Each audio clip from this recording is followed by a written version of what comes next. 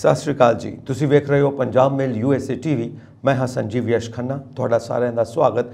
खबरों के इस बुलेटिन दे विच खबरों के इस बुलेटिन के स्पॉन्सर्स ने रीएमएक्स के रियल्टर गुरजतिंदर सिंह रंधावा। हर तरह की प्रॉपर्टी खरीदण लई वेचण लई तुसी इन्हां नूं संपर्क कर सकते हो। रीमैक्स रियल एस्टेट की दुनिया का मन्निया परमन्निया ना। हुण पेश ने इस बुलेटिन दीआं 24 खबरां। यूके वीज़ा लई गैर कानूनी फीस वसूल रहे धोखेबाज, जांच कर रहे भारतीय हाई कमीशन। बाइडेन नूं वड्डा झटका, ओपेक देशां ने तेल उत्पादन विच कीती कटौती। आखिर अमरीका ने अपने नागरिकां नूं भारत की यात्रा करते समय सावधान रहन लई क्यों कहा। भारतीय विद्यार्थी कनेडा विच 20 घंटियां तो ज़्यादा काम कर सकणगे। प्रवासियों की वधदी गिणती के मद्देनज़र न्यूयॉर्क विच एमरजेंसी लागू। ते हुण खबरां विस्तार दे विच। भारतीय हाई कमीशन ने कहा है कि वह भारत की यात्रा लई वीज़ा दिवाउण लई अनअधिकारित एजेंटां द्वारा वसूलियां जाण वालियां गैर कानूनी फीसां की जांच कर रहा है। रिपोर्टां विच कहा गया कि ब्रिटेन के लोगों को भारत लई टूरिस्ट वीज़ा प्राप्त करना मुश्किल हो रहा है। ब्रिटिश यात्री वीज़ा समय सिर वीज़ा प्रक्रिया ना मिलने की शिकायत कर रहे हैं। भारतीय हाई कमीशन ने यात्रियों को गड़बड़ी बारे सावधान किया और कहा कि यह प्रक्रिया सुचारू बनाने लई काम कर रहा है। हाई कमीशन ने ब्रिटिश मीडिया विच कीते गए दाव्यां नूं भी रद्द कर दिता कि वीज़ा नियमां विच अचानक तब्दीली की गई सी। इसका असर ब्रिटिश सैलानियों ते पै रहा है। इसलिए कहा गया कि वीज़ा बिनेकारां तो हमेशा ये उम्मीद की जाती है कि वह लंडन विच हाई कमीशन के VFS ग्लोबल सेंटर विच अपने अप्लाई करन। हाई कमीशन ने एक बयान में कहा कि साडे नोटिस विच आया है कि अनअधिकारित एजेंट अते व्यक्ति गैर कानूनी ढंग नाल फीसां वसूल रहे हैं। VFS केंद्र विच जमा करवाउण लई वीज़ा अर्जियां एकत्र कर रहे हैं। अजिहा करके वो बिनेकारां नूं गुमराह कर रहे हैं।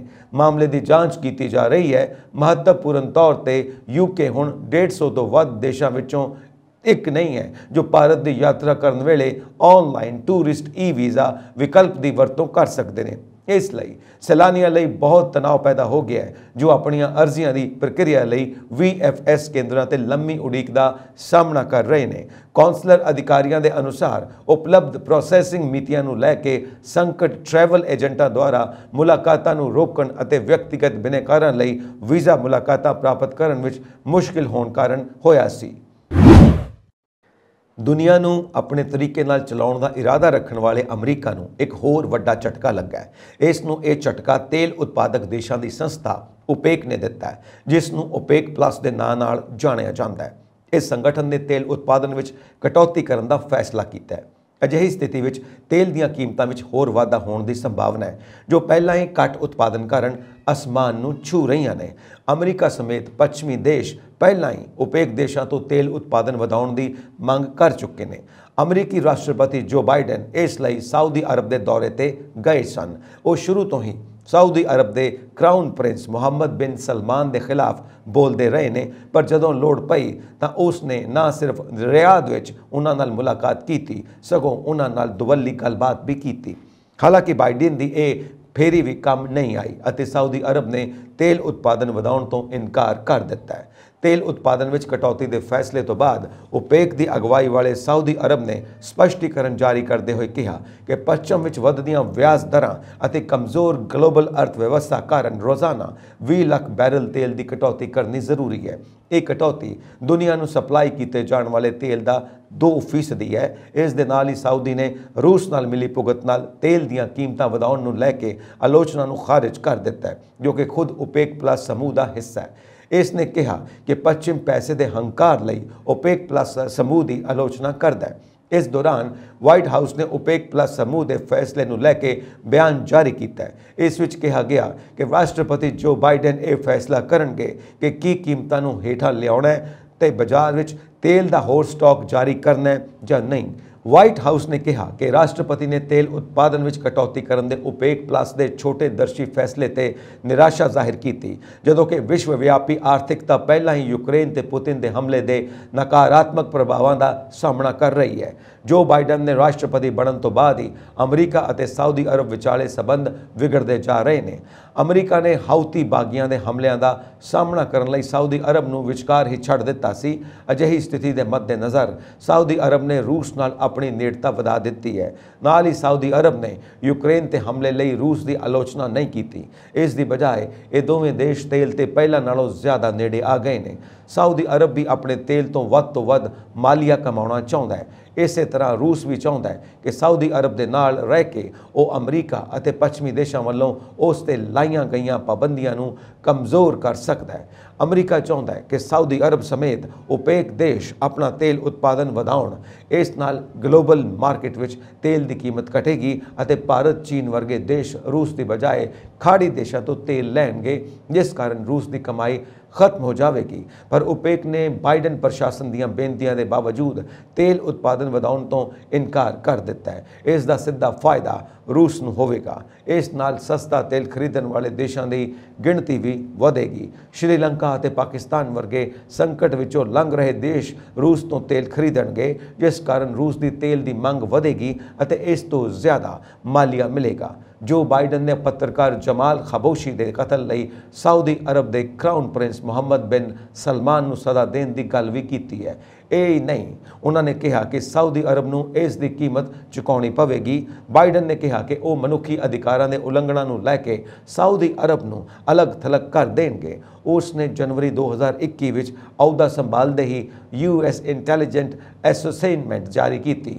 ਇਹ ਸਿੱਟਾ ਕੱਢਿਆ ਕਿ ਸਾਊਦੀ ਅਰਬ ਦੇ ਅਸਲ ਸ਼ਾਸਕ ਅਤੇ ਕਰਾਊਨ ਪ੍ਰਿੰਸ ਮੁਹੰਮਦ ਬਿਨ ਸਲਮਾਨ ਨੇ ਸਾਊਦੀ ਆਲੋਚਕ ਅਤੇ ਵਾਸ਼ਿੰਗਟਨ ਪੋਸਟ ਦੇ ਪੱਤਰਕਾਰ ਜਮਾਲ ਖਸ਼ੋਗੀ ਦੀ ਹੱਤਿਆ ਦਾ ਹੁਕਮ ਦਿੱਤਾ ਸੀ। ਜੋ ਬਾਈਡਨ ਨੇ ਰਾਸ਼ਟਰਪਤੀ ਬਣਦੇ ਹੀ ਯਮਨ ਵਿੱਚ ਸਾਊਦੀ ਅਰਬ ਦਾ ਸਮਰਥਨ ਵਾਪਸ ਲੈਣ ਦੀ ਐਲਾਨ ਵੀ ਕਰ ਦਿੱਤਾ ਸੀ। ਇਸ ਨਾਲ ਇਹ ਅਟਕਲਾਂ ਲਗਾਈਆਂ ਗਈਆਂ ਸਨ ਕਿ ਅਮਰੀਕਾ ਸਾਊਦੀ ਰਣਨੀਤਕ ਗੱਠਜੋੜ 1945 ਦੇ ਤਤਕਾਲੀ ਅਮਰੀਕੀ ਰਾਸ਼ਟਰਪਤੀ ਫਰੈਂਕਲਿਨ ਡੀ ਰੂਜ਼ਵੈਲਟ ਅਤੇ ਸਾਊਦੀ ਬਾਦਸ਼ਾਹ ਅਬਦੁਲ ਅਜ਼ੀਜ਼ ਇਬਨ ਸਾਊਦ ਵਿਚਕਾਰ ਹੋਈ ਮੀਟਿੰਗ ਨਾਲ ਮੁਸ਼ਕਿਲ ਵਿੱਚ ਪੈ ਜਾਵੇਗਾ। ਅਮਰੀਕਾ ਨੇ ਸਾਊਦੀ ਅਰਬ ਦੀ ਰੱਖਿਆ ਵਿੱਚ ਤਾਇਨਾਤ ਆਪਣੀ ਮਿਜ਼ਾਈਲ ਰੱਖਿਆ ਪ੍ਰਣਾਲੀ ਨੂੰ ਵੀ ਹਟਾ ਕੇ ਦੂਜੇ ਦੇਸ਼ਾਂ ਵਿੱਚ ਤਾਇਨਾਤ ਕਰ ਦਿੱਤਾ ਹੈ। ਅਮਰੀਕਾ ਵੱਲੋਂ ਹਮਾਇਤ ਵਾਪਸ ਲੈਣ ਤੋਂ ਬਾਅਦ ਯਮਨ ਵਿੱਚ ਹੂਤੀ ਬਾਗੀਆਂ ਖਿਲਾਫ ਸਾਊਦੀ ਅਰਬ ਦੀ ਫੌਜੀ ਮੁਹਿੰਮ ਕਮਜ਼ੋਰ ਹੋ ਗਈ ਹੈ। ਅਮਰੀਕਾ ਨੇ ਆਪਣੀ ਇੰਡੀਆ ਟਰੈਵਲ ਐਡਵਾਈਜ਼ਰੀ ਵਿੱਚ ਆਪਣੇ ਨਾਗਰਿਕਾਂ ਨੂੰ ਭਾਰਤ ਵਿੱਚ ਅਪਰਾਧ ਅਤੇ ਅੱਤਵਾਦ ਦੇ ਕਾਰਨ ਜ਼ਿਆਦਾ ਸਾਵਧਾਨ ਰਹਿਣ ਲਈ ਕਿਹਾ। ਅਮਰੀਕੀ ਵਿਦੇਸ਼ ਵਿਭਾਗ ਨੇ 5 ਅਕਤੂਬਰ ਨੂੰ ਜਾਰੀ ਕੀਤੀ ਟਰੈਵਲ ਐਡਵਾਈਜ਼ਰੀ ਵਿੱਚ ਭਾਰਤ ਨੂੰ ਲੈਵਲ 2 ਤੇ ਰੱਖਿਆ ਹੈ, ਜਿਸ ਵਿੱਚ ਵਧੇਰੇ ਸਾਵਧਾਨੀ ਵਰਤਣ ਲਈ ਕਿਹਾ ਗਿਆ ਹੈ। ਅਮਰੀਕਾ ਨੇ ਆਪਣੇ ਨਾਗਰਿਕਾਂ ਨੂੰ ਅੱਤਵਾਦ ਅਤੇ ਨਾਗਰਿਕ ਅਸ਼ਾਂਤੀ ਦੇ ਕਾਰਨ ਜੰਮੂ ਕਸ਼ਮੀਰ ਦੇ ਕੇਂਦਰ ਸ਼ਾਸਿਤ ਪ੍ਰਦੇਸ਼ ਪੂਰਬੀ ਲੱਦਾਖ ਖੇਤਰ ਤੇ ਇਸ ਦੀ ਰਾਜਧਾਨੀ ਲੇਹ ਨੂੰ ਛੱਡ ਕੇ ਦੀ ਯਾਤਰਾ ਨਾ ਕਰਨ ਅਤੇ ਸੰਭਾਵੀ ਹਥਿਆਰਬੰਦ ਟਕਰਾਓ ਦੇ ਕਾਰਨ ਭਾਰਤ ਪਾਕਿਸਤਾਨ ਸਰਹੱਦ ਦੇ 10 ਕਿਲੋਮੀਟਰ ਦੇ ਅੰਦਰ ਯਾਤਰਾ ਨਾ ਕਰਨ ਲਈ ਕਿਹਾ ਹੈ। ਟਰੈਵਲ ਐਡਵਾਈਜ਼ਰੀ ਦੇ ਅਨੁਸਾਰ ਭਾਰਤੀ ਅਧਿਕਾਰੀਆਂ ਮੁਤਾਬਿਕ ਜਬਰ ਜਨਾਹ ਦੁਸ਼ਕਰਮ ਭਾਰਤ ਵਿੱਚ ਸਭ ਤੋਂ ਤੇਜ਼ੀ ਨਾਲ ਵਧ ਰਹੇ ਨੇ। ਅਪਰਾਧਾਂ ਵਿੱਚੋਂ ਇਹ ਸਭ ਅਪਰਾਧ ਇੱਕ ਨੇ। ਸੈਰ ਸਪਾਟਾ ਸਥਾਨਾਂ ਅਤੇ ਹੋਰ ਥਾਵਾਂ ਤੇ ਜਿਣਸੀ ਹਮਲੇ ਵਰਗੇ ਹਿੰਸਕ ਅਪਰਾਧ ਹੋਏ ਨੇ। ਅਮਰੀਕੀ ਵਿਦੇਸ਼ ਵਿਭਾਗ ਨੇ ਕਿਹਾ ਕਿ ਅੱਤਵਾਦੀ ਸੈਰ ਸਪਾਟਾ ਸਥਾਨਾਂ, ਆਵਾਜਾਈ ਕੇਂਦਰਾਂ, ਬਾਜ਼ਾਰਾਂ, ਸ਼ਾਪਿੰਗ ਮਾਲਸ ਅਤੇ ਸਰਕਾਰੀ ਕੇਂਦਰਾਂ ਨੂੰ ਨਿਸ਼ਾਨਾ ਬਣਾ ਕੇ ਘੱਟ ਜਾਂ ਬਿਨਾਂ ਚੇਤਾਵਨੀ ਦੇ ਹਮਲਾ ਕਰ ਸਕਦੇ ਨੇ। ਅਮਰੀਕੀ ਸਰਕਾਰ ਕੋਲ ਪੂਰਬੀ ਮਹਾਰਾਸ਼ਟਰ ਦੇ ਪੇਂਡੂ ਖੇਤਰਾਂ ਵਿੱਚ ਅਮਰੀਕੀ ਨਾਗਰਿਕਾਂ ਨੂੰ ਐਮਰਜੈਂਸੀ ਸੇਵਾਵਾਂ ਪ੍ਰਦਾਨ ਕਰਨ ਦੀ ਸੀਮਿਤ ਸਮਰੱਥ ਹੈ। ਯਾਤਰਾ ਸਲਾਹਕਾਰ ਵਿੱਚ ਕਿਹਾ ਗਿਆ ਕਿ ਪੱਛਮੀ ਬੰਗਾਲ ਦੇ ਰਸਤੇ ਉੱਤਰੀ ਤੇਲੰਗਾਨਾ ਵਿੱਚ ਅਮਰੀਕੀ ਸਰਕਾਰੀ ਕਰਮਚਾਰੀਆਂ ਨੂੰ ਇਹਨਾਂ ਖੇਤਰਾਂ ਵਿੱਚ ਯਾਤਰਾ ਕਰਨ ਲਈ ਵਿਸ਼ੇਸ਼ ਇਜਾਜ਼ਤ ਲੈਣੀ ਹੋਵੇਗੀ। ਕੈਨੇਡਾ ਸਰਕਾਰ ਵੱਲੋਂ ਪੜ੍ਹਾਈ ਕਰਨ ਲਈ ਵੱਖ-ਵੱਖ ਦੇਸ਼ਾਂ 'ਚੋਂ ਆਏ ਅੰਤਰਰਾਸ਼ਟਰੀ ਵਿਦਿਆਰਥੀਆਂ ਦੇ ਨਾਲ-ਨਾਲ ਵੱਡੀ ਗਿਣਤੀ ਭਾਰਤੀ ਵਿਦਿਆਰਥੀਆਂ ਨੂੰ ਲੈ ਕੇ ਵੱਡੀ ਖਬਰ ਸਾਹਮਣੇ ਆਈ ਹੈ। ਕੈਨੇਡਾ ਦੇ ਇਮੀਗ੍ਰੇਸ਼ਨ, ਸ਼ਰਨਾਰਥੀ ਅਤੇ ਸਿਟੀਜ਼ਨਸ਼ਿਪ ਮੰਤਰੀ ਸੀਨ ਫਰੇਜ਼ਰ ਨੇ ਸ਼ੁੱਕਰਵਾਰ ਐਲਾਨ ਕੀਤਾ ਕਿ ਦੇਸ਼ ਵਿੱਚ ਮਜ਼ਦੂਰਾਂ ਦੀ ਘਾਟ ਵਿਚਾਲੇ ਫਰਕ ਨੂੰ ਪੂਰਾ ਕਰਨ ਵਿੱਚ ਮਦਦ ਲਈ ਕੈਨੇਡਾ ਵਿੱਚ ਪੜ੍ਹ ਰਹੇ ਅੰਤਰਰਾਸ਼ਟਰੀ ਵਿਦਿਆਰਥੀਆਂ ਲਈ ਬਦਲਾਅ ਕੀਤੇ ਜਾਣਗੇ। ਉਹਨਾਂ ਕਿਹਾ ਕਿ 15 ਨਵੰਬਰ ਤੋਂ ਸ਼ੁਰੂ ਹੋ ਕੇ 2023 ਦੇ ਅੰਤ ਤੱਕ ਸਰਕਾਰ ਯੋਗ ਵਿਦਿਆਰਥੀਆਂ ਲਈ ਪੜ੍ਹਾਈ ਦੌਰਾਨ ਕੈਂਪਸ ਤੋਂ ਬਾਹਰ ਕੰਮ ਕਰਨ ਲਈ 20 ਘੰਟੇ ਕੰਮ ਪ੍ਰਤੀ ਹਫ਼ਤੇ ਦੀ ਸ਼ਰਤ ਨੂੰ ਹਟਾ ਰਹੀ ਹੈ, ਜਿਸ ਨਾਲ ਦੇਸ਼ ਵਿੱਚ ਪਹਿਲਾਂ ਤੋਂ ਹੀ 5 ਲੱਖ ਤੋਂ ਵੱਧ ਵਿਦਿਆਰਥੀ ਪ੍ਰਭਾਵਿਤ ਹੁੰਦੇ ਨੇ। ਫਰੇਜ਼ਰ ਨੇ ਕਿਹਾ ਇਹ ਬਦਲਾਅ ਆਉਣ ਨਾਲ ਛੁੱਟੀਆਂ ਦੇ ਸੀਜ਼ਨ ਲਈ ਆਪਣੇ ਸਟਾਫ ਨੂੰ ਸ਼ਾਮਿਲ ਕਰਨ ਦੀ ਕੋਸ਼ਿਸ਼ ਕਰ ਰਹੇ ਹਜ਼ਾਰਾਂ ਮਾਲਕਾਂ ਨੂੰ ਹੁਲਾਰਾ ਮਿਲੇਗਾ। ਸਰਕਾਰ ਵੱਲੋਂ ਕੀਤੇ ਗਏ ਇਸ ਐਲਾਨ ਨਾਲ ਪੂਰਾ ਕੰਮ ਕਰਨ ਦੀ ਖੁੱਲ੍ਹ ਹੋ ਜਾਣ ਤੇ ਕੁਝ ਮਾਲਕਾਂ ਵੱਲੋਂ ਕੀਤੀ ਗਈ ਲੁੱਟ ਖਸੁੱਟ ਵੀ ਘਟ ਜਾਵੇਗੀ। ਇਹ ਪ੍ਰੋਜੈਕਟ 15 ਨਵੰਬਰ 2022 ਤੋਂ ਸ਼ੁਰੂ ਹੋ ਕੇ 31 ਦਸੰਬਰ 2023 ਤੱਕ ਚੱਲੇਗਾ। ਅਮਰੀਕਾ ਦੇ ਨਿਊਯਾਰਕ ਸ਼ਹਿਰ ਦੇ ਮੇਅਰ ਐਰਿਕ ਐਡਮਜ਼ ਨੇ ਪ੍ਰਵਾਸੀਆਂ ਦੀ ਵੱਧਦੀ ਗਿਣਤੀ ਦੇ ਮੱਦੇਨਜ਼ਰ ਪੈਦਾ ਹੋਏ ਸੰਕਟ ਨਾਲ ਨਜਿੱਠਣ ਲਈ ਐਮਰਜੈਂਸੀ ਦਾ ਐਲਾਨ ਕੀਤਾ ਹੈ। BBC ਦੀ ਇੱਕ ਰਿਪੋਰਟ ਅਨੁਸਾਰ ਅਪ੍ਰੈਲ ਤੋਂ ਹੁਣ ਤੱਕ ਦੱਖਣੀ ਸਰਹੱਦ ਤੋਂ 17,000 ਤੋਂ ਵੱਧ ਪ੍ਰਵਾਸੀ ਸ਼ਹਿਰ ਵਿੱਚ ਪਹੁੰਚ ਚੁੱਕੇ ਨੇ। ਹਾਲ ਹੀ ਦੇ ਮਹੀਨਿਆਂ ਵਿੱਚ ਟੈਕਸਾਸ, ਐਰੀਜ਼ੋਨਾ ਅਤੇ ਫਲੋਰੀਡਾ ਵਰਗੇ ਰਿਪਬਲਿਕਨ ਰਾਜ ਪ੍ਰਵਾਸੀਆਂ ਨੂੰ ਲੋਕਤੰਤਰੀ ਖੇਤਰਾਂ ਵਿੱਚ ਭੇਜ ਰਹੇ ਨੇ। ਐਡਮਜ਼ ਨੇ ਸ਼ੁੱਕਰਵਾਰ ਨੂੰ ਇੱਕ ਨਿਊਜ਼ ਕਾਨਫਰੰਸ ਵਿੱਚ ਕਿਹਾ ਕਿ ਸਤੰਬਰ ਤੋਂ ਹਰ ਰੋਜ਼ ਔਸਤਨ 5 ਤੋਂ 6 ਬੱਸਾਂ ਸ਼ਹਿਰ ਵਿੱਚ ਆ ਰਹੀਆਂ ਨੇ। BBC ਦੀ ਰਿਪੋਰਟ ਦੇ ਅਨੁਸਾਰ ਉਹਨਾਂ ਕਿਹਾ ਕਿ ਸ਼ਹਿਰ ਦੇ ਸੈਲਟਰ ਸਿਸਟਮ ਵਿੱਚ ਇਸ ਸਮੇਂ 5 ਵਿੱਚੋਂ ਇੱਕ ਵਿਅਕਤੀ ਸ਼ਰਨ ਚਾਹੁੰਦਾ ਹੈ। ਆਉਣ ਵਾਲਿਆਂ ਵਿੱਚ ਜ਼ਿਆਦਾਤਰ ਪਰਿਵਾਰ ਅਜਿਹੇ ਨੇ ਜਿਨ੍ਹਾਂ ਦੇ ਸਕੂਲ ਜਾਣ ਵਾਲੇ ਬੱਚੇ ਹਨ ਅਤੇ ਉਹਨਾਂ ਨੂੰ ਡਾਕਟਰੀ ਦੇਖਭਾਲ ਦੀ ਸਖਤ ਲੋੜ ਹੈ। ਐਡਮਜ਼ ਨੇ ਕਿਹਾ, ਨਿਊਯਾਰਕ ਦੇ ਲੋਕ ਨਾਰਾਜ਼ ਨੇ ਤੇ ਮੈਂ ਵੀ ਗੁੱਸੇ ਵਿੱਚ ਹਾਂ। ਪਨਾਹ ਮੰਗਣ ਵਾਲੇ ਹਜ਼ਾਰਾਂ ਦਾ ਸਮਰਥਨ ਕਰਨ ਲਈ ਕੋਈ ਸਮਝੌਤਾ ਨਹੀਂ ਹੋਇਆ ਸੀ ਅਤੇ ਅਸੀਂ ਮਦਦ ਕਰਨ ਦੀ ਸਮਰੱਥਾ ਦੀ ਬਾਹਰੀ ਸੀਮਾ ਤੱਕ ਪਹੁੰਚ ਰਹੇ ਹਾਂ। ਨਿਊਜ਼ੀਲੈਂਡ ਦੀ ਪ੍ਰਧਾਨ ਮੰਤਰੀ ਜੈਸਿੰਡਾ ਆਰਡਨ ਨੇ ਆਪਣੇ ਭਾਰਤੀ ਹਮਰੁਤਬਾ ਨਰਿੰਦਰ ਮੋਦੀ ਨੂੰ ਆਪਣੇ ਦੇਸ਼ ਆਉਣ ਦਾ ਸੱਦਾ ਦਿੱਤਾ। ਉਸ ਨੇ ਵਿਸ਼ਵ ਸਦਭਾਵਨਾ ਸਮਾਗਮ ਵਿੱਚ ਹਿੱਸਾ ਲੈਣ ਦੌਰਾਨ ਇਹ ਸੱਦਾ ਦਿੱਤਾ ਜੋ ਕਿ kiwi Indian hall of fame ਪੁਰਸਕਾਰਾਂ ਦਾ ਹਿੱਸਾ ਸੀ। ਇਸ ਸਮਾਗਮ ਨੇ NID ਫਾਊਂਡੇਸ਼ਨ ਅਤੇ ਆਕਲੈਂਡ ਵਿੱਚ ਇੰਡੀਅਨ ਵੀਕੈਂਡਰ ਦੁਆਰਾ ਸਾਂਝੇ ਤੌਰ ਤੇ ਆਯੋਜਿਤ ਕੀਤਾ ਗਿਆ ਸੀ, ਜਿੱਥੇ ਵਿਦੇਸ਼ ਮੰਤਰੀ S ਜੈਸ਼ੰਕਰ ਦੀ ਮੌਜੂਦਗੀ ਵਿੱਚ ਪ੍ਰਧਾਨ ਮੰਤਰੀ ਮੋਦੀ ਦੇ ਵਿਲੱਖਣ ਅਤੇ ਸ਼ਾਨਦਾਰ ਸ਼ਾਸਨ ਨੂੰ ਦਰਸਾਉਂਦਿਆਂ 2 ਕਿਤਾਬਾਂ ਲਾਂਚ ਕੀਤੀਆਂ ਗਈਆਂ। ਮੁੱਖ ਮਹਿਮਾਨ ਵਜੋਂ ਆਪਣੇ ਸੰਬੋਧਨ ਵਿੱਚ ਆਰਡਨ ਨੇ ਕਿਹਾ ਕਿ ਨਿਊਜ਼ੀਲੈਂਡ ਅਤੇ ਭਾਰਤ ਆਪਸ ਵਿੱਚ ਬਹੁਤ ਸਾਰੀਆਂ ਚੀਜ਼ਾਂ ਸਾਂਝੀਆਂ ਕਰਦੇ ਨੇ ਅਤੇ ਦੋਵਾਂ ਦੇਸ਼ਾਂ ਦੇ ਸੰਬੰਧ ਹੋਰ ਮਜ਼ਬੂਤ ਹੋ ਰਹੇ ਨੇ। ਆਉਣ ਵਾਲੇ ਸਮੇਂ ਵਿੱਚ ਵਿਕਾਸ ਦੀਆਂ ਵੱਡੀਆਂ ਸੰਭਾਵਨਾਵਾਂ ਨੇ। ਨਿਊਜ਼ੀਲੈਂਡ ਅਤੇ ਭਾਰਤ ਬਹੁਤ ਸਾਰੀਆਂ ਚੀਜ਼ਾਂ ਸਾਂਝੀਆਂ ਕਰਦੇ ਨੇ। ਦੋਵੇਂ ਦੇਸ਼ ਲੋਕਤੰਤਰੀ ਪਰੰਪਰਾਵਾਂ ਦੀ ਦੇਖਭਾਲ ਕਰਦੇ ਨੇ ਅਤੇ ਇੱਕ ਸ਼ਾਂਤੀਪੂਰਨ ਅਤੇ ਖੁਸ਼ਹਾਲ ਇੰਡੋ ਪੈਸੀਫਿਕ ਖੇਤਰ ਵਿੱਚ ਦਿਲਚਸਪੀ ਰੱਖਦੇ ਨੇ। ਉਹਨਾਂ ਨੇ ਕਿਹਾ ਕਿ ਅਸੀਂ ਜਲਵਾਯੂ ਪਰਿਵਰਤਨ ਲਈ ਚਿੰਤਾਵਾਂ ਸਾਂਝੀਆਂ ਕਰਦੇ ਹਾਂ ਅਤੇ ਵੱਖ-ਵੱਖ ਸੱਭਿਆਚਾਰਾਂ ਅਤੇ ਪਰੰਪਰਾਵਾਂ ਨੂੰ ਮਨਾਉਣ ਲਈ ਸਾਡੇ ਕੋਲ ਇੱਕੋ ਜਿਹੇ ਜਨੂੰਨ ਨੇ। ਉਸ ਨੇ ਅੱਗੇ ਕਿਹਾ ਕਿ ਅੱਜ ਦੇ ਸਮੇਂ ਵਾਂਗ ਰੁਝੇਵਿਆਂ ਨਾ ਸਿਰਫ ਸਾਡੇ ਰਿਸ਼ਤਿਆਂ ਨੂੰ ਡੂੰਘਾ ਕਰਦੀਆਂ ਨੇ, ਸਗੋਂ ਸਾਡੀਆਂ ਇੱਛਾਵਾਂ ਨੂੰ ਵੀ ਅੱਗੇ ਵਧਾਉਂਦੀਆਂ ਨੇ। ਸੰਯੁਕਤ ਰਾਸ਼ਟਰ ਮਹਾਸਭਾ ਨੇ ਸ਼ੁੱਕਰਵਾਰ ਨੂੰ ਹੜ੍ਹ ਪ੍ਰਭਾਵਿਤ ਪਾਕਿਸਤਾਨ ਦੇ ਨਾਲ ਇਕਜੁੱਟਤਾ ਦਾ ਪ੍ਰਗਟਾਵਾ ਕੀਤਾ ਅਤੇ ਅੰਤਰਰਾਸ਼ਟਰੀ ਭਾਈਚਾਰੇ ਨੂੰ ਪਾਕਿਸਤਾਨ ਨੂੰ ਸਥਿਤੀ ਤੋਂ ਉਭਰਨ ਲਈ ਮਦਦ ਲਈ ਰਾਜਨੀਤਿਕ ਇੱਛਾ ਸ਼ਕਤੀ ਦਾ ਪ੍ਰਦਰਸ਼ਨ ਕਰਨ ਲਈ ਕਿਹਾ। ਮਹਾਸਭਾ ਵਿੱਚ ਪਾਸ ਕੀਤੇ ਗਏ ਮਤੇ ਵਿੱਚ ਸਾਰੇ ਸੰਬੰਧ ਨੁਕਤੇ ਸ਼ਾਮਿਲ ਸਨ ਅਤੇ ਮਤੇ ਵਿੱਚ ਸੰਯੁਕਤ ਰਾਸ਼ਟਰ ਨੇ ਪਾਕਿਸਤਾਨ ਦੀਆਂ ਲੋੜਾਂ ਪ੍ਰਤੀ ਅੰਤਰਰਾਸ਼ਟਰੀ ਭਾਈਚਾਰੇ ਨੂੰ ਸੰਵੇਦਨਸ਼ੀਲ ਬਣਾਉਣ ਅਤੇ ਪ੍ਰਭਾਵੀ, ਤੁਰੰਤ ਅਤੇ ਢੁਕਵੇਂ ਅੰਤਰਰਾਸ਼ਟਰੀ ਸਮਰਥਨ ਅਤੇ ਸਹਾਇਤਾ ਜਤਾਉਣ ਲਈ ਯਤਨ ਤੇਜ਼ ਕਰਨ ਦੀ ਅਪੀਲ ਕੀਤੀ।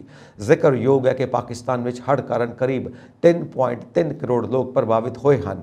ਮੱਧ ਜੂਨ ਵਿੱਚ ਹੜ੍ਹਾਂ ਕਾਰਨ 1700 ਤੋਂ ਵੱਧ ਲੋਕਾਂ ਦੀ ਮੌਤ ਹੋ ਗਈ ਹੈ। ਲਗਭਗ 80 ਲੱਖ ਲੋਕ ਬੇਘਰ ਹੋ ਗਏ ਨੇ ਅਤੇ ਸੈਂਕੜੇ ਅਜੇ ਵੀ ਸ਼ਰਨਾਰਥੀ ਕੈਂਪਾਂ ਵਿੱਚ ਰਹਿ ਰਹੇ ਨੇ। ਸੰਯੁਕਤ ਰਾਸ਼ਟਰ ਦੇ ਸਕੱਤਰ ਜਨਰਲ ਐਂਡਰੀਓ ਗੁਟੇਰੇਸ ਨੇ ਕਿਹਾ ਕਿ ਪਾਕਿਸਤਾਨ ਵਿੱਚ ਹੜ੍ਹਾਂ ਕਾਰਨ 20 ਲੱਖ ਤੋਂ ਵੱਧ ਘਰ ਤਬਾਹ ਹੋ ਗਏ ਨੇ ਅਤੇ ਕਿਸਾਨਾਂ ਦੀਆਂ ਫਸਲਾਂ ਤਬਾਹ ਹੋ ਗਈਆਂ ਨੇ। ਉਹਨਾਂ ਕਿਹਾ ਕਿ ਇਹ ਤਬਾਹੀ 1.5 ਕਰੋੜ ਤੋਂ ਵੱਧ ਲੋਕਾਂ ਨੂੰ ਗਰੀਬੀ ਵੱਲ ਧੱਕ ਸਕਦੀ ਹੈ।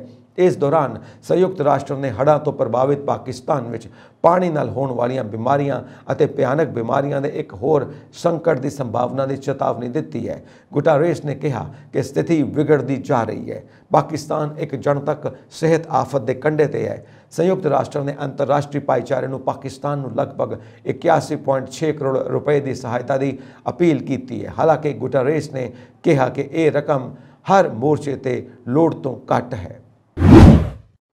ਪਾਕਿਸਤਾਨ ਦਾ ਅਸਥਿਰ ਰੁਪਈਆ PKR 7 ਅਕਤੂਬਰ ਨੂੰ ਸਮਾਪਤ ਹਫ਼ਤੇ ਵਿੱਚ ਦੁਨੀਆ ਦੀ ਸਭ ਤੋਂ ਚੰਗਾ ਪ੍ਰਦਰਸ਼ਨ ਕਰਨ ਵਾਲੀ ਕਰੰਸੀ ਬਣ ਗਿਆ, ਕਿਉਂਕਿ ਇਸ ਨੇ ਅਹਿਮ ਵਿਦੇਸ਼ੀ ਮੁਦਰਾ ਪ੍ਰਵਾਹ ਦੀ ਉਮੀਦ ਵਿੱਚ 5 ਕੰਮ ਦੇ ਦਿਨਾਂ ਦੇ ਵਿੱਚ 3.9% ਦੀ ਸਭ ਤੋਂ ਵੱਡੀ ਬੜ੍ਹਤ 219.92 PKR ਪ੍ਰਤੀ ਡਾਲਰ ਕਰ ਦਿੱਤੀ। ਆਰਿਫ ਹਬੀਬ ਲਿਮਟਿਡ ਦੇ ਖੋਜ ਮੁਖੀ ਤਾਹਿਰ ਅੱਬਾਸ ਮੁਤਾਬਿਕ ਹਫ਼ਤਾ ਦਰ ਹਫ਼ਤਾ ਦੇ ਆਧਾਰ ਤੇ ਰੁਪਈਆ ਸਭ ਤੋਂ ਚੰਗਾ ਪ੍ਰਦਰਸ਼ਨ ਕਰਨ ਵਾਲੀ ਮੁਦਰਾ ਬਣਿਆ ਰਿਹਾ। ਸ਼ੁੱਕਰਵਾਰ ਨੂੰ ਪਾਕਿਸਤਾਨੀ ਰੁਪਏ ਲਈ ਲਗਾਤਾਰ 11ਵਾਂ ਕੰਮਕਾਜੀ ਦਿਨ ਸੀ ਜਦੋਂ ਮੌਜੂਦਾ ਵਿੱਤ ਮੰਤਰੀ ਇਸ਼ਹਾਕ ਡਾਰ ਨੇ पिछले महीने 5 सालों की स्वै निर्लापित जलावतनी को खत्म करके देश में वापसी के ऐलान तो बाद जित का सिलसिला बढ़ाई रखा। जाहिर है कि अहुदा संभालन तो बाद डार ने अमरीकी डॉलर के हमले खिलाफ रुपये की रक्षा करने की अपनी पुरानी नीति को मुड़ शुरू किया। उसने दसिया कि रुपया जुलाई के हुण तक के सब तो हेठले पद्धर $240 प्रति डॉलर के हेठले पद्धर ते सी अते उन्होंने शक जताया कि व्यापारिक बैंकों को अपने स्वार्थों की पूर्ति लई रुपये की कीमत में हेराफेरी की है। इस संबंधी जांच की जा रही है। रूस के राष्ट्रपति व्लादिमीर पुतिन ने उन्होंने 17वें जन्मदिन ते शुक्रवार को उन्होंने दोस्त और दुश्मन देशों ने विलक्षण तोहफिਆਂ ਨਾਲ जल्दी मौत की कामना भेजियां ने। साबका सोवियत संघ के कई देशों के कई नेतावां ने सेंट पीटर्सबर्ग के कॉनलस्टैटिन पैलेस विच व्लादिमीर पुतिन नाल मुलाकात की। इस दौरान तजाकिस्तान के राष्ट्रपति इमामोली रहमान ने रूसी नेता को खरबूजे और तरबूज की कई पिरामिड भेंट किए। उत्थे ही बेलारूस के राष्ट्रपति अलेक्जेंडर लुकाशेंको ने पुतिन को एक ट्रैक्टर तोहफे में दिता और इसका सर्टिफिकेट उन्होंने सौंपया। सोवियत समय तो ट्रैक्टर बेलारूस का उद्योगिक मान रहा है। करीब 3 दहाकियां तक बेलारूस से सख्ती नाल राज करने वाले लुकाशेंको ने पत्रकारों को दसिया कि वो अपने बगीचे में ट्रैक्टर के जोड़े मॉडल का इस्तेमाल करते हैं उस तरह का वाहन उन्होंने पुतिन को गिफ्ट किया। इस तुरंत पता लग सकिया कि रूसी राष्ट्रपति ने लुकाशेंको के तोहफे से किमें प्रतिक्रिया की सी। जिक्रयोग है कि तजाकिस्तान और बेलारूस रूस के कुछ बाकी सहयोगी देशों विचों सन ਅਤੇ ਇਹ ਤਿੰਨੋਂ ਸੁਤੰਤਰ ਸੂਬਿਆਂ ਦੇ व्यापक राष्ट्रमंडल का हिस्सा ने जो साबका सोवियत राजां का संग्रह ने जो 1990 के दहाके के शुरू में बनाया गया सी। ये तीनों समूहक सुरक्षा संधि संगठन एक खेतरी फौजी गठजोड़ के मैंबर भी ने। पुतिन के जन्मदिन से यूक्रेन के अंदरूनी मामलों के मंत्रालय के सलाहकार और साबका उपमंत्री एंटोन यूरियोविच हेराशचेंको ने ट्विटर पर लिखा कि यह असल में बेइंसाफी है। एक खूनी पागल अपने महिला में अपना 70वां जन्मदिन मनाता है, बधाइयां दे नाल तोहफे प्राप्त करता है। उसने हज़ारां लोग मारे, लखां जिंदगियां बर्बाद कीतियां अते वह होर भी मारना चाहता है। तुसी इसलिए चाहोगे कि पुतिन के 70वें जन्मदिन पर यूक्रेन के रक्षा मंत्री ने रूसी सैनिकों को संबोधित करते हुए कहा साडे राष्ट्रपति देश का दौरा कर रहे हैं, वो अपनी फौज के नाल ने अते तुहाडा नेता कित्थे गायब है। यूक्रेन की रक्षा रिपोर्टर एलिया पोनोमारेंको ने ट्वीट किया। उम्मीद है कि रूसी तानाशाह वजों अज पुतिन का आखिरी जन्मदिन है। रूस क्रीमिया प्रायद्वीप नाल जोड़न वाले पुल नूं शनिवार भयानक विस्फोट होने तो बाद अग लग गई जिस नाल 3 लोगों की मौत हो गई तो पुल आंशिक तौर पर ढह गया। क्रीमिया राही ही रूस यूक्रेन के दक्षिणी हिस्से में जंगी साजो समान भेजता है। क्रीमिया प्रायद्वीप की रूस समर्थित केंद्रीय संसद के प्रधान ने इसलिए यूक्रेन को जिम्मेवार ठहराया। हालांकि रूस ने इसलिए किसी को जिम्मेवार नहीं ठहराया। यूक्रेन के अधिकारी समय समय पर इस पुल पर हमला करने की धमकी देते रहे हैं और कई ने इस हमले की शलाघा भी की है, पर यूक्रेन ने इसकी जिम्मेवारी नहीं ली। रूस की राष्ट्रीय अतवाद विरोधी कमेटी ने दसिया कि ट्रक में रखिया बम फटन नाल ईंधन ले जा रही रेल गड्डी दी 7 बोगियां नूं अग लग गई जिस दे नतीजे वजों पुल के 2 हिस्से आंशिक तौर पर ढह गए। ये 19 किलोमीटर 12 मील पुल काले सागर और अजोव सागर नूं जोड़न वाले केरिच स्ट्रेट के पार साल 2018 में खोलिया गया सी। ये यूरोप का सब तो लंबा पुल सी। इसनूं बनाउण लई $3.6 बिलियन की लागत आई। रूस ने अंतरराष्ट्रीय कानून की उलंघना करदिआं 2014 में यूक्रेन तो क्रीमिया नूं अपने नाल मिला लिया और फिर इस पुल का निर्माण करवाया सी। क्रीमिया प्रायद्वीप रूस लई प्रतीकात्मक महत्व रखता है और दक्षिण में इस दियां फौजी कार्रवाइयां लई महत्वपूर्ण है। जे पुल बंद कर दिता जाता है तो इस नाल क्रीमिया तक माल ले जाना होर मुश्किल हो जाएगा। रूस के ऊर्जा मंत्रालय ने कहा कि क्रीमिया कोल 15 दिनों लई बालन है। उन्होंने कहा कि मंत्रालय स्टॉक नूं फेर तो भरन दे तरीकों ते काम कर रहा है। अधिकारियों वालों अगले नोटिस तक पुल ते यात्री रेल गड्डियां की आवाजाही नूं मुअत्तल कर दिता गया। राष्ट्रपति व्लादिमीर पुतिन नूं धमाके बारे जानकारी दे दी गई है तो उन्होंने एमरजेंसी स्थिति नाल नजिठण लई सरकारी कमेटी के गठन के हुक्म दिते ने। क्रीमिया की रूस समर्थित केंद्रीय संसद के प्रधान ने धमाके लई यूक्रेन नूं जिम्मेवार ठहराया। ਉੱਤਰੀ ਪੱਛਮੀ ਆਇਰਲੈਂਡ ਦੇ ਇੱਕ ਪਿੰਡ ਵਿੱਚ ਇੱਕ ਗੈਸ ਸਟੇਸ਼ਨ ਵਿੱਚ ਹੋਏ ਧਮਾਕੇ ਵਿੱਚ ਘੱਟੋ-ਘੱਟ 7 ਲੋਕਾਂ ਦੇ ਮਾਰੇ ਜਾਣ ਦੀ ਖਬਰ ਹੈ। ਪੁਲਿਸ ਨੇ ਸ਼ਨੀਵਾਰ ਨੂੰ ਇਹ ਜਾਣਕਾਰੀ ਦਿੱਤੀ। ਐਮਰਜੈਂਸੀ ਕਰਮਚਾਰੀਆਂ ਨੇ ਦੇਰ ਰਾਤ ਤੱਕ ਪੀੜਤਾਂ ਦੀ ਭਾਲ ਜਾਰੀ ਰੱਖੀ। ਆਇਰਲੈਂਡ ਵਿੱਚ ਪੁਲਿਸ ਨੇ ਸ਼ਨੀਵਾਰ ਨੂੰ ਕਿਹਾ ਕਿ ਕਾਉਂਟੀ ਡੋਨੇਗਲ ਦੇ ਕ੍ਰਿਸਲੋ ਕਸਬੇ ਵਿੱਚ ਐਪਲ ਗ੍ਰੀਨ ਸਰਵਿਸ ਸਟੇਸ਼ਨ ਵਿੱਚ ਹੋਏ ਧਮਾਕੇ ਤੋਂ ਬਾਅਦ ਰਾਤ ਭਰ ਵਿੱਚ 4 ਲੋਕਾਂ ਦੀ ਮੌਤ ਦੀ ਪੁਸ਼ਟੀ ਕੀਤੀ ਗਈ ਸੀ। ਇਸ ਤੋਂ ਬਾਅਦ 3 ਹੋਰ ਮੌਤਾਂ ਦੀ ਸੂਚਨਾ ਮਿਲੀ। ਘੱਟੋ ਘੱਟ 8 ਲੋਕ ਹਸਪਤਾਲ ਵਿੱਚ ਦਾਖਲ ਹਨ ਅਤੇ ਕਈ ਲਾਪਤਾ ਹਨ।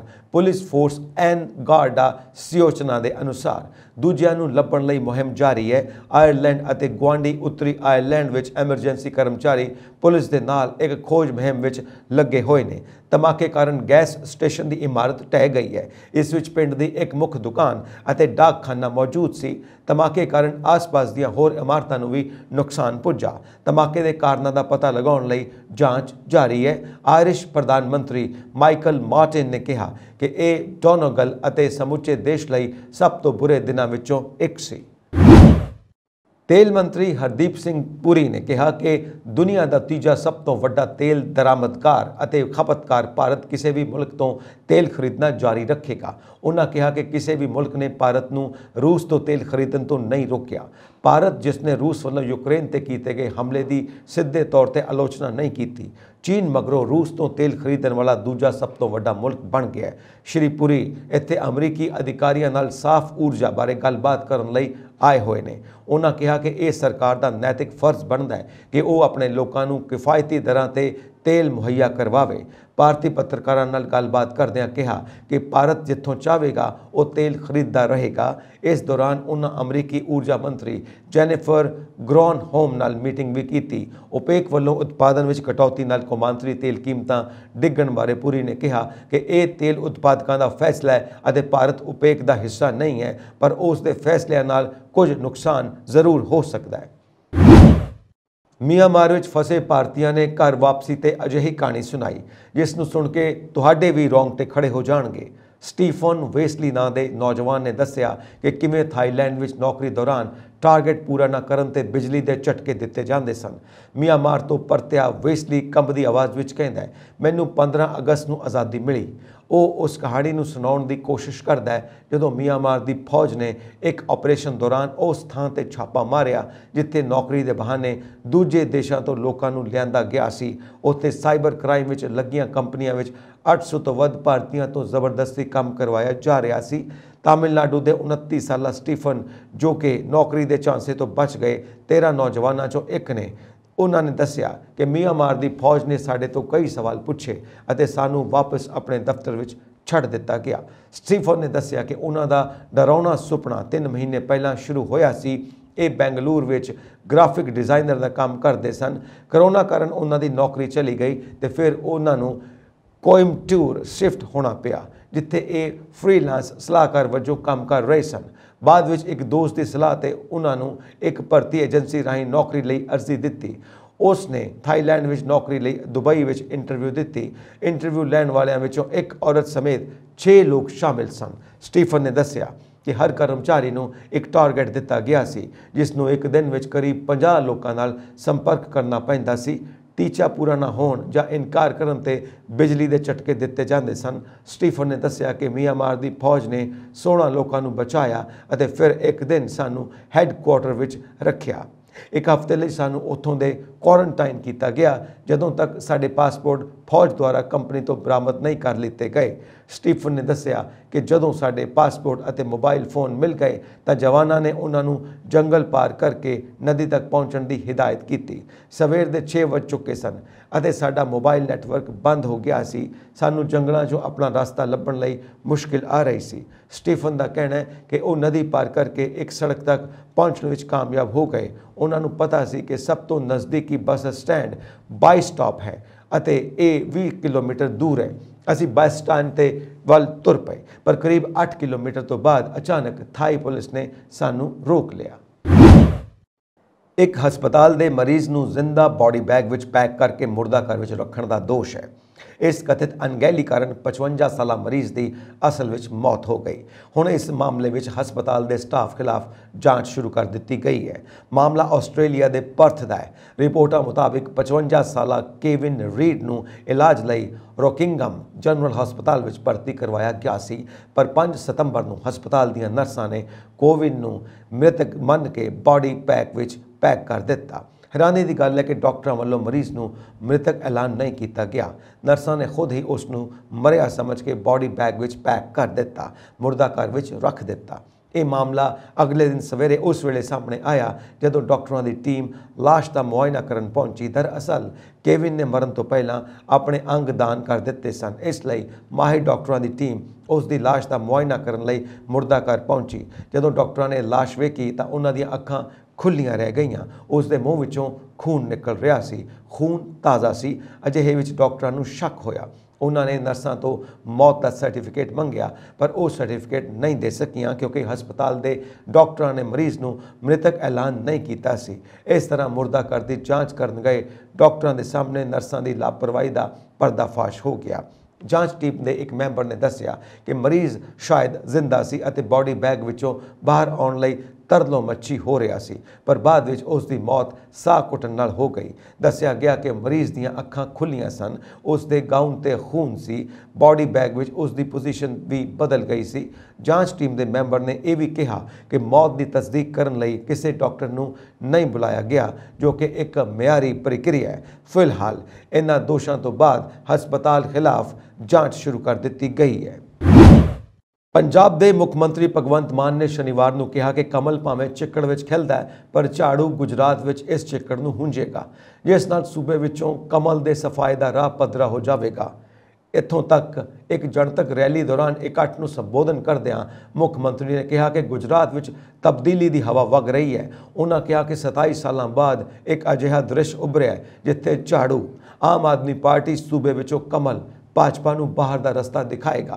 भगवंत मान ने कहा कि सूबे विच कांग्रेस पहला ही वेंटीलेटर ते है अते मुख मुकाबला आप अते भाजपा विचाले है। मुख मंत्री ने कहा कि पार्टी दी रैलियां विच भारी हाज़री इस गल का प्रतीक है कि लोग मौजूदा सरकार तो अक चुके हैं। लोग इस निकम्मे जालम अते भ्रष्ट सरकार तो बदलाव चाहते हैं। मान ने कहा कि वो झूठे सुपने नहीं वेच रहे, सगों लोग सिस्टम बदलन का समर्थन कर रहे हैं। उन्होंने कहा कि देश विच कुदरती स्रोतों की बहुतात है, पर अफसोस के नेतावां ने अपने भ्रष्ट कार्यां नाल देश नूं बर्बाद कर दिता है। देशवासी इन्हां भ्रष्ट आगुआं नूं बाहर का रस्ता दिखाउण लई अगे आउण। पंजाब विच आप सरकार दीआं कई अहम पहलकदमियां का जिक्र करदिआं मुख मंत्री ने कहा कि 1 जुलाई तो पंजाब सरकार ने हर बिल उत्ते लोकां नूं 600 यूनिट बिजली मुफ्त मुहैया करवाई है। इस दे नतीजे वजों सितंबर महीने विच कुल 72.66 लाख चों 50 लाख घरां दा बिजली बिल जीरो आया। भगवंत मान ने कहा कि पिछले 6 महीनों में 17,000 तो वध नौजवानों को सरकारी नौकरियां दित्तियां गईयां ने, जो निरोल मैरिट के आधार पर मुहैया करवाईयां गईयां ने। पंजाब विच गुजरात वांग भर्ती प्रक्रिया लीक होने वगैरह कोई नुक्सदार सिस्टम नहीं है। नौकरियां पूरी तरह पारदर्शी प्रक्रिया राही दित्तियां जांदियां ने। मुख मंत्री ने कहा कि उन्होंने सरकार नौकरियां विचों शोषण वाली ठेका प्रणाली के विरुद्ध है, जिस कारण उन्होंने पंजाब के 36,000 तो वध ठेके ते रखे मुलाजमां दीआं सेवावां नूं रैगूलर करने की प्रक्रिया शुरू की है। उन्होंने सरकार ने शुक्रवार को सूबे के करीब 9,000 अध्यापकों को रैगूलर करने लई नोटिफिकेशन जारी कर दिता है तो यह यकीनी बनाया जा रहा है कि पक्के सरकारी कर्मचारी लोगों को वधिया प्रशासन मुहैया कर सकन। मुख मंत्री ने अगे कहा कि उन्होंने सरकार ने मियारी सेहत सेवावां प्रदान करने लई सूबे भर विच 100 आम आदमी क्लीनिक लोगों को समर्पित किए हैं। इन्हां क्लीनिकां विच लोकां दा मुफ्त इलाज करन दे नाल नाल उन्हां नूं खून की जांच की सहूलियत भी मुफ्त दी जाती है। इस नाल लोकां नूं मियारी सेहत सहूलतां यकीनी बनाउण दे नाल नाल वड्डे हस्पतालां ते वाधू बोझ भी घटिया है।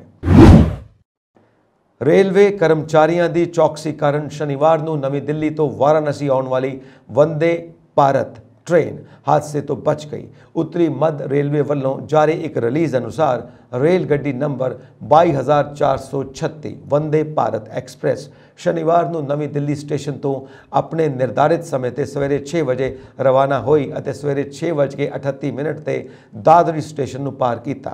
ਜਦੋਂ ਟ੍ਰੇਨ ਲੈਵਲ ਕ੍ਰਾਸਿੰਗ ਫਾਟਕ ਨੰਬਰ 146 ਨੂੰ ਪਾਰ ਕਰ ਰਹੀ ਸੀ ਤਾਂ ਉੱਥੇ ਕੰਮ ਕਰ ਰਹੇ ਫਾਟਕਮੈਨ ਸਾਜ਼ੇਬ ਨੇ ਟ੍ਰੇਨ ਦੇ ਡੱਬਿਆਂ ਦਾ ਅੰਡਰ ਗੀਅਰ ਦੇਖਿਆ। ਸਾਜ਼ੇਬ ਨੇ ਰੇਲ ਗੱਡੀ ਦੇ ਪਿਛਲੇ SLR ਤੋਂ 7ਵੇਂ ਡੱਬੇ ਵਿੱਚ ਕੁੜ ਰਗੜ ਮਹਿਸੂਸ ਕੀਤੀ ਅਤੇ ਇਸ ਦੀ ਸੂਚਨਾ ਦਿੱਤੀ, ਜਿਸ ਤੇ TSR ਸਟਾਫ ਵੱਲੋਂ ਅਜਾਇਬਪੁਰ ਵਿਖੇ 6:46 ਤੇ ਰੇਲ ਗੱਡੀ ਦੀ ਜਾਂਚ ਕੀਤੀ ਗਈ ਅਤੇ ਕੋਚ ਨੰਬਰ C8 ਵਿੱਚ ਬ੍ਰੇਕ ਬਾਈਡਿੰਗ ਪਾਈ ਗਈ, ਜਿਸ ਨੂੰ ਠੀਕ ਕਰਕੇ ਵਕ ਕੀਤਾ ਗਿਆ ਅਤੇ ਟ੍ਰੇਨ ਨੂੰ 7:03 ਤੇ ਰਵਾਨਾ ਕੀਤਾ ਗਿਆ। ਰੇਲ ਗੱਡੀ ਦੇ ਰਵਾਨਾ ਹੋਣ ਮੌਕੇ ਸਟੇਸ਼ਨ ਮਾਸਟਰ ਬ੍ਰਿਜੇਸ਼ ਕੁਮਾਰ ਅਤੇ ਪੁਆਇੰਟਮੈਨ ਬ੍ਰਿਜੇਸ਼ ਕੁਮਾਰ ਨੇ ਧਨਕੌਰ ਸਟੇਸ਼ਨ ਤੋਂ ਉਸੇ ਡੱਬੇ ਵਿੱਚ ਦੁਬਾਰਾ ਕੁਝ ਅਣਉਚਿਤ ਪਾਇਆ ਅਤੇ OHE ਨੂੰ ਬੰਦ ਕਰਕੇ ਰੇਲ ਗੱਡੀ ਨੂੰ ਰੋਕ ਦਿੱਤਾ।